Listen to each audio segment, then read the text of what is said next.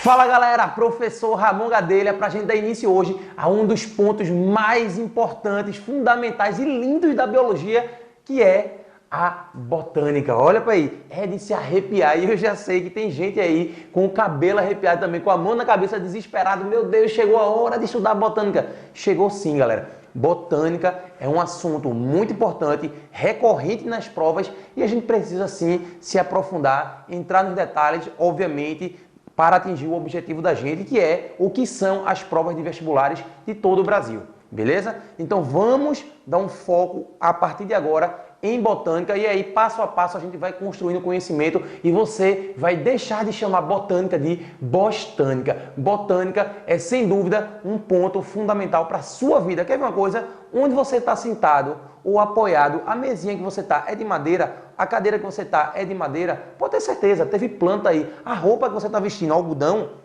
tem planta aí também, tá? Se você comeu alguma coisa, né, no café da manhã, no almoço ou no jantar, independente da comida que você tenha, né, ingerido, obviamente você se alimentou, teve sim alguma planta ali no meio, seja diretamente você consumindo um produtor, como um pão, por exemplo. Quando você come um pão, você come amido, o amido vem de planta. Ou então quando você come uma carne, carne vem de planta? Claro que não, né, galera? Aí eu estou falando de uma planta, um produtor que forneceu alimento para o consumidor primário. Então veja que a gente depende direta ou indiretamente das plantas. Remédios, por exemplo, muitos medicamentos que a gente toma no dia a dia, esses medicamentos são sim, né, não todos, mas a grande maioria deles possuem princípios ativos retirados de vegetais. Então vejam que dentro da botânica existem muitas áreas, muitos ramos aí que a gente precisa se especializar, né? E aí a gente tem que obviamente bater palma para os botânicos que passam a sua vida inteira estudando essas plantinhas e trazendo muita informação legal para a gente. Beleza? Então a partir de agora a gente vai começar a ver algumas características desse reino que é o reino Plantae ou Metáfita. Galera, presta atenção. Vamos primeiro para as características gerais. O que é que uma planta necessariamente tem que ter? Qual é a apomorfia do grupo das plantas? Ou seja, qual é a característica que é exclusiva desse grupo? Aí a gente tem como característica exclusiva a presença de um embrião multicelular com desenvolvimento dentro do gametângio feminino. Por isso, essas plantas são chamadas de embriófitas. Ramon, não entendi nada. Vamos traduzir, galera? Presta atenção.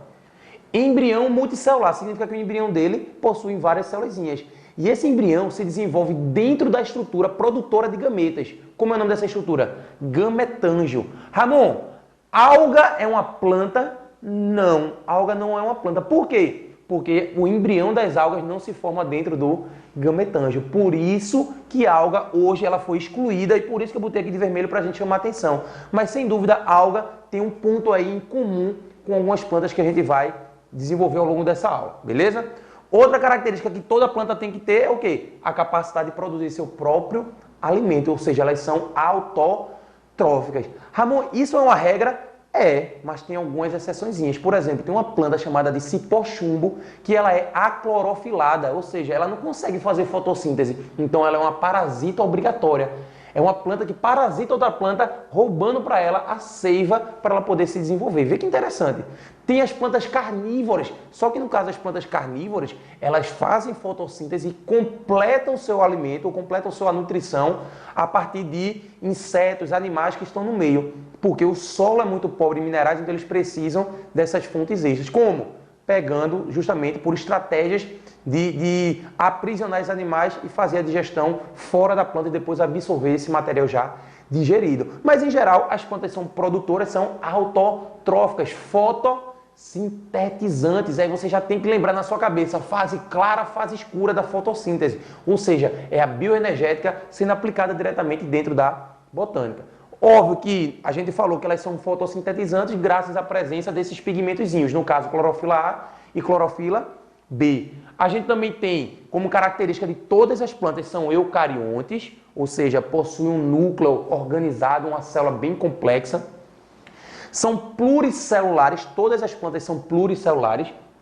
A gente tem tecidos organizados, a gente vai estudar, tem uma parte da botânica chamada de histologia vegetal, a gente vai entender quais são esses tecidos, tá? Parênquima, colênquima, floema, xilema, todas essas estruturas que estão presentes na planta, a gente vai entender com um pouco mais de detalhamento, beleza?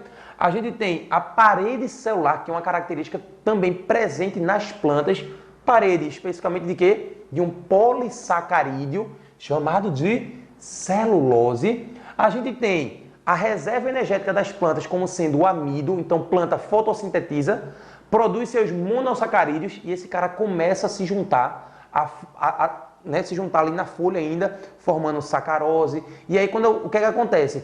Esses carboidratos vão ser depositados em tecidos de reserva, por exemplo, na raiz, no caule, né, em algumas plantas que formam tubérculos, né? Aí a gente tem como reserva o quê? Esse polissacarídeo que é o amido. E a gente tem que lembrar do ciclo de vida da planta, que é um ciclo diplobionte. E aí, galera, se você não tiver isso aqui fixado na sua cabeça, você vai ter dificuldade no curso de botânica, tá? Por isso que eu coloquei aqui no próximo slidezinho aqui pra gente como é que funciona esse ciclo diplobionte, tá? Você já deveria saber que o ciclo diplobionte, diplo vem de dois, bio vem de vida e onte vem de forma de, ou seja, são duas formas de vida. Uma forma diploide e uma forma adulta que é haploide. Então são organismos que possuem alternância de gerações. Uma na planta que a gente chama de esporófito. Ramon, o que acontece no esporófito? Dá uma olhadinha aqui, galera. Esporófito é 2N, massa. E a gente tem aqui o esporófito 2N produzindo os esporos, que são N. Que divisão é essa? De 2N passa para N. Houve uma redução. Divisão reducional, eu estou falando de meiose. Nesse caso é a meiose espórica. O esporófito produz os esporos. Mas e aí? Esses esporos vão germinar e vai virar a outra forma de vida adulta, que é o gametófito. Esse gametófito, de esporo para gametófito, N, virando um organismo N com múltiplas células, aí eu estou falando de que divisão? De mitose. Beleza? Então, de novo, esporófito forma esporos. Esporos forma o gametófito, beleza? Esse gametófito, que é a forma adulta haploide, olha o nome, gametófito produz o que? Produz gametas. Então, os gametas são produzidos a partir de mitose. Então, olha aqui, galera, vê. Na gente, a produção de gametas se dá por meiose. Nas plantas, N, formando gametas N, que divisão é essa? Mitose. Então, cuidado com esse detalhezinho aí, que é fundamental, é muito importante, beleza? E esses gametas daqui, o que vai acontecer agora com eles? Eles vão fecundar, gameta masculino N, gameta feminino N, fecunda, forma o zigoto, que é o quê? 2N. Esse zigoto 2N vai começar a se dividir por mitose, até novamente a gente ter um esporófito. Então veja, fase adulta diploide, fase adulta haploide, alternância de gerações. Esporófito produz esporos, esporo forma gametófito, gametófito produz os gametas. Esses gametas fecundam para formar novamente um novo esporófito. Isso daqui é o ciclo de vida das plantas. E aí, galera, eu vou manter essa estruturazinha aqui de uma forma abreviada para você nunca mais esquecer, porque toda aula a gente vai sim ter que retomar essa historinha do ciclo diplobionte. Então eu vou colocar aqui pequenininho, ó. Esse vem de esporófito. Beleza? Esse G vem de gametófito. Aí eu vou colocar aqui de azulzinho. O esporófito produz o quê? Esporos. E o gametófito produz, me diz, gametas. Lembrar que esporófito produz esporos, esporos germinam, vira gametófito, gametófito produz gametas, gametas fecundam, vira o esporófito. Vamos só fazer o seguinte: esporófito, 2N, esporos, N, gametófito, fase adulta, haploide, N e gameta, N. E aí a gente sabe que a fecundação vai virar novamente um esporófito. Eu vou manter isso aqui para a gente estar sempre retomando essa historinha daqui do ciclo diplobionte. Isso é uma introduçãozinha de botânica para que você possa aí, né, ter essa base e a partir daí a gente sair com muito mais tranquilidade e felicidade, já que plantinha é vida, planta é biologia e biologia é Ramon Gadelha. Tamo junto? Valeu!